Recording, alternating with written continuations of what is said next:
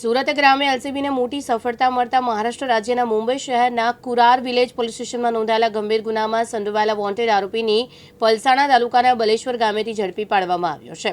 સુરત જિલ્લા એલસીબીના police inspector PSI તથા અન્ય સ્ટાફના સંયુક્ત ટીમે સચોટ બાતમીના આધારે કાર્યવાહી હાથ ધરી છે। ટીમે કડક મહેનત અને સુવ્યવસ્થિત આયોજન સાથે આરોપીને ઝડપી પાડ્યો છે।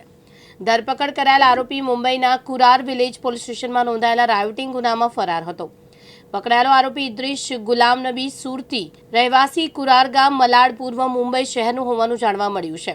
આરોપી બલેશ્વર ગામેથી છુપાયો હોવાની ચોક્કસ બાતમી એએસઆઈ શૈલેષભાઈ માનસિંહ, હેડ કોન્સ્ટેબલ ચિરાગભાઈ જયંતિભાઈ અને પ્રહલાદસિંહ ભૂપતસિંહને મળી હતી। બાતમીના આધારે પોલીસે ઝડપી કાર્યવાહી કરીને તેને કાબૂમાં લીધો હતો। પ્રાથમિક પૂછપરછ બાદ આરોપીને આગળની કાનૂની કાર્યવાહી માટે મુંબઈ પોલીસે સોંપવાની પ્રક્રિયા હાથ ધરવામાં આવી છે। રમેશ ખંભાતી, દિવ્યાંગ ન્યૂઝ, કડોદરા, સુરત।